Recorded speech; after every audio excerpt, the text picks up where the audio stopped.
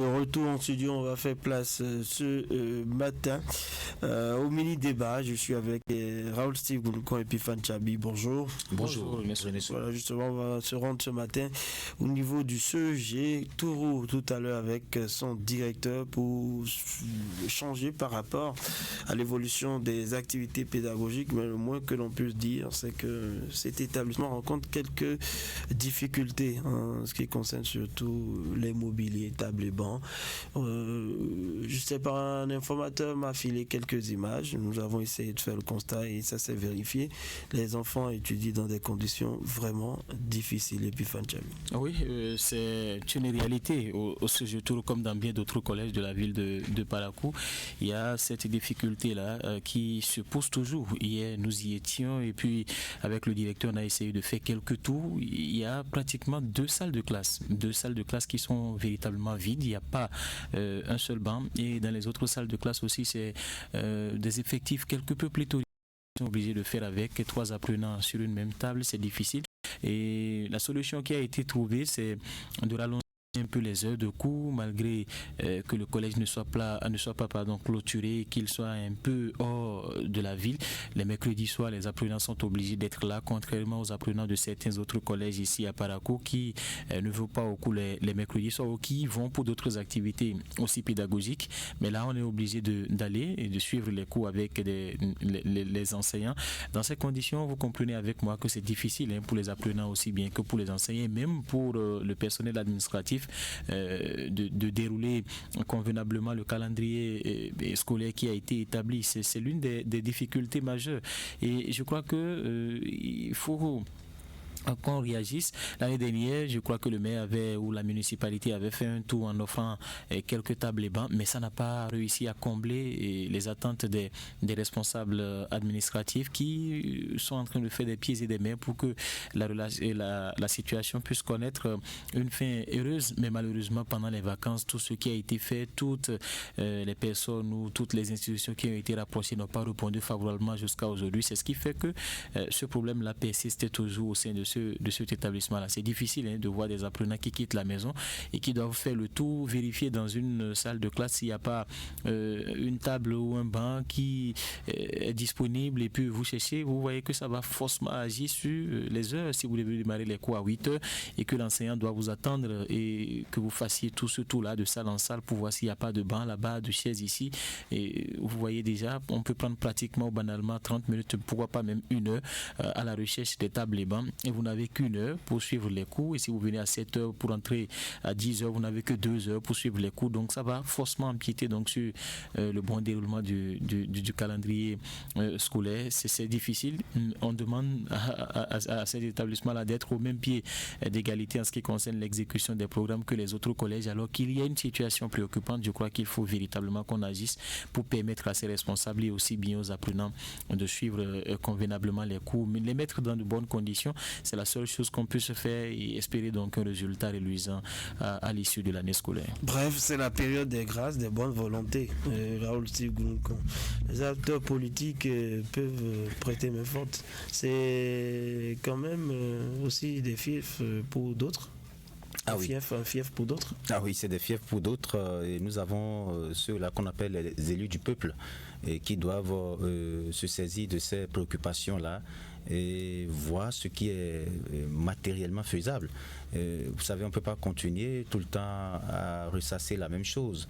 Ce que le CEG Tourou vit, il y a beaucoup de collèges qui vivent la même situation, mais beaucoup plus ces collèges qui se trouvent en périphérie, où on est obligé de rallonger, comme il a dit, les heures de cours. C'est Tourou ou Albarika. Là, vous allez marcher fatigué en tant qu'apprenant. Donc, si le CEG est chez vous, le mieux, c'est de se rendre là-bas. Oui, c'est de se rendre là-bas. Et je pense que les personnes de bonne volonté doivent rapidement faire un tour au CEG Tourou pour les aider, parce que là, lorsque les enfants sont 3 sur une table, ils peuvent le faire en silence. Ils peuvent le faire en silence. On n'a pas besoin de faire de la publicité autour. Oui, mais ils peuvent aussi faire de la publicité autour, c'est pas un problème. Ça permet aussi aux presses de vivre. Je ne suis pas dérangé s'ils par rapport à ça. Ah oui. S'ils veulent payer. Mais si c'est moi, ça ne me dérange pas du tout. Non. Maintenant, ils peuvent le faire aussi dans le silence. Il n'y a aucun problème. L'essentiel est qu'on puisse aider ces apprenants-là. Et je pense que les collèges aussi les directeurs doivent faire un effort. Hein. Un effort? Oui, l'effort, c'est de nouer des partenariats avec... Parce que c'est justement leur rôle, normalement c'est l'État qui doit oui, c'est vrai, c'est pas leur rôle, mais tel que la situation se présente, si les directeurs croisent les bras et ne font rien, c'est qu'ils n'auront rien. Mais je doute qu'ils font, qu'ils croisent les bras. Voilà, donc, non, ils font des efforts, mais en dépit de ces efforts, on ne sent pas, les enfants continuent de souffrir. Ou bien ce sont les partenaires qui se raréfient, Raoul. Je pense, il y a, vous savez... Parce que j'ai rencontré une directrice d'établissement qui m'avait dit qu'elle a déposé des demandes partout, elle a appelé, c'est difficile. Oui, les gens ne réagissent pas, mais on ne doit pas être fatigué, les directeurs ne doivent pas être fatigués de continuer à toucher les partenaires. Et quand on c'est parle... pourquoi je disais, les gens ne réagissent pas parce qu'ils se demandent quand est-ce qu'il faut réagir. Maintenant, il faut réagir. Il faut réagir. C'est le bon moment. Suivez mon regard. Bon, je pense que... réagir avant l'heure, ça peut porter malheur. Ah oui. Donc, il y a toujours... Ou dévoiler les ambitions. À la bonne porte. Voilà. Les directeurs doivent chercher à frapper à la bonne porte et choisir aussi le moment.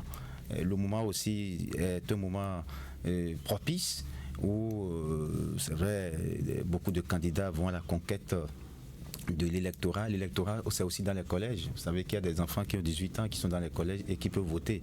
Et donc, c'est un vivier électoral d'une manière ou d'une autre. Il faut aller capter. Ils ont des parents. Quand ils vont passer.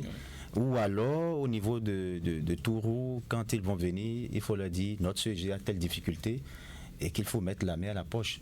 Parfois même c'est la cour de l'établissement qui sert de base pour les rencontres. Ouais. Et donc ça va être un moment pour appeler les acteurs politiques à agir de sorte à améliorer les conditions de travail des enseignants et des apprenants. Parce que le directeur est là, vous allez voir, il va être réfléchi tous les jours, il est peiné de voir les apprenants travailler dans ces conditions. Epiphan Tchabi, en attendant, on peut espérer que notre cri de cœur au profit du CEG porte et que le gouvernement réagisse rapidement pour faire quelque chose pour tout. Oui, c'est ce que d'ailleurs ces responsables attendent, une réaction prompte des différentes autorités, aussi bien des personnes de bonne volonté. Vous l'avez déjà dit, c'est un moment propice où des acteurs peuvent réagir, des acteurs peuvent aller donc à la conquête de l'électorat en mettant à disposition ou en résolvant, je vais dire, cette situation-là. On dira quand même que c'est tel ou tel qui a réussi à nous sortir de cette situation, c'est tel qui nous a aidé à avoir des tables et bancs. Mais si la période passe et que le problème n'est pas résolu, je crois qu'il revient à l'État central ou pourquoi pas à la municipalité de faire un effort supplémentaire. C'est vrai qu'il y a un effort qui a été fait. Je l'ai rappelé ici l'année dernière, je crois que c'était 60 tables et bancs. Cette année encore, si on peut aller au-delà, je crois que ça permettra à cet établissement-là de sortir de cette situation-là. Et le plus essentiel, c'est de mettre les enfants dans de bonnes conditions, parce que si ces enfants-là, je l'ai rappelé tout à l'heure, ne sont pas dans de bonnes conditions, on ne va pas espérer de grands miracles venant d'eux. Si vous avez 2 heures de cours et que vous passez 1 heure déjà à chercher des tables et bancs dans presque toutes les salles et même à aller déranger ceux qui sont en train de suivre leur cours, ceux qui sont en situation de cours, en demandant peut-être à une personne qui est assise seule, lève-toi pour qu'on puisse prendre, essayer de trouver une table. Vous voyez tout ce que ça peut... J'ai vu des enfants suivre les cours dans des placards. Voilà, c'est inconcevable, c'est incompréhensible. Il faut mettre toutes les conditions à la portée donc de ces enfants-là. Et l'enseignant également... J'ai vu des enfants suivre des cours à même le sol. Voilà. Bon nombre, 1, 2, 3, 4, 5 au moins.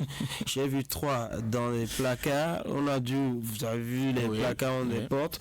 Donc on a dû ouvrir les portes pour leur permettre de s'asseoir dans les placards. Ce n'est pas bien pour l'école. Même l'enseignant qui dispense le cours en ce moment-là, je ne suis pas sûr qu'il soit autant concentré pour... J'ai tout aller faire quelque chose. Merci à vous, Epiphan Tchabi. Merci à vous, Raoul Steve Gounkon. C'est nécessaire, c'est notre contribution, c'est notre façon d'attirer